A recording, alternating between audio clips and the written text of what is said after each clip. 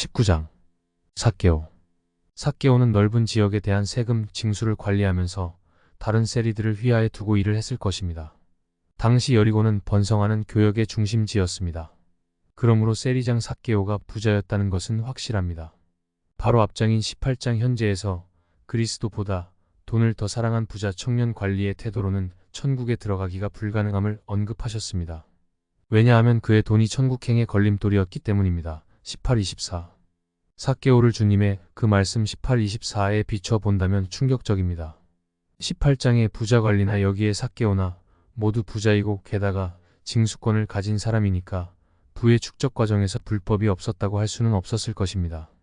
그럼에도 불구하고 예수님은 삭개오의 태도에서 시작 단계의 믿음과 같은 그 무엇, 즉 회개와 참된 삶에 대한 겸손한 갈망을 보셨습니다. 삭개오는 자기 소유의 절반을 가난한 자들에게 내어놓겠다 했고 백성의 것을 속여 빼앗은 재물이 있으면 내갑절로 갚겠다고 했습니다. 당시의 세리들의 부는 사기와 강탈로 이루어졌을 터인데 8절을 보면 삭개오는 세금 징수의 명목으로 남의 재물을 강탈한 것이 있다면 아마 그 남은 절반의 재산으로 갚을 생각이었을 것입니다. 이것이 참된 회개의 증거입니다. 이것은 삭개오의 구원에 대한 조건이 아니라 회개의 열매인 것입니다. 삭개오는 예수님에게서 상상할 수 없는 영적 풍요를 발견했으며 자기의 재산의 현실적 손실에 신경 쓰지 않았습니다. 8절. 왜냐하면 비교 불가한 영생의 천국 보화를 발견했기 때문입니다. 마 13-44에서 46. 삭개오는 자기도 부자이면서 18장 18에서 24절의 부자인 관리와 확연하게 대조되는 모습을 보여줍니다.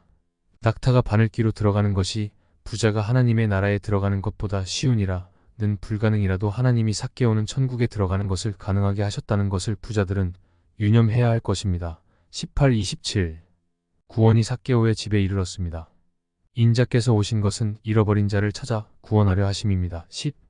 이 말씀은 누가복음의 중심 주제입니다.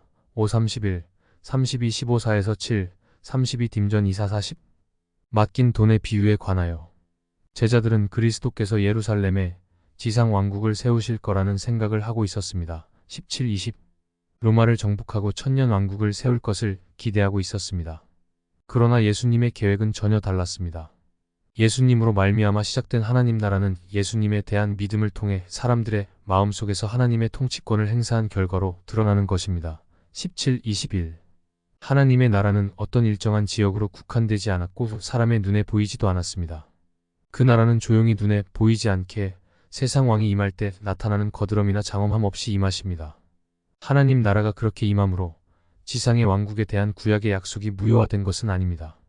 지상적이고 가시적인 나라가 아직 드러나지 않은 것뿐입니다. 개 21에서 6.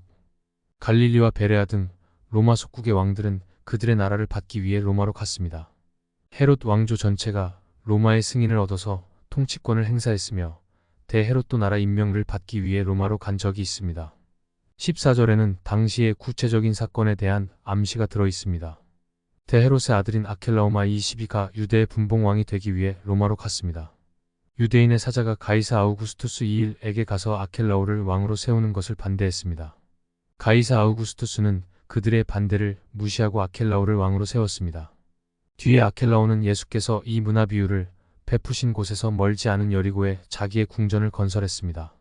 아켈라오는 너무 무능하고 포악해서 로마는 신속하게 그를 폐위시키고 그 대신 총독을 보내어 다스리게 했는데 다섯 번째 총독이 본디오 빌라도였습니다.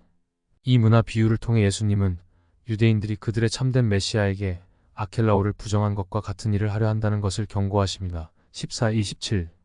예수께서 죽음을 통해서 하나님의 오른편에 올리어진다면 하나님으로부터 그의 왕위를 받고 그리고 그곳으로부터 다시 오실 때에야 비로소 그리스도의 통치는 완전히 이루어질 것입니다.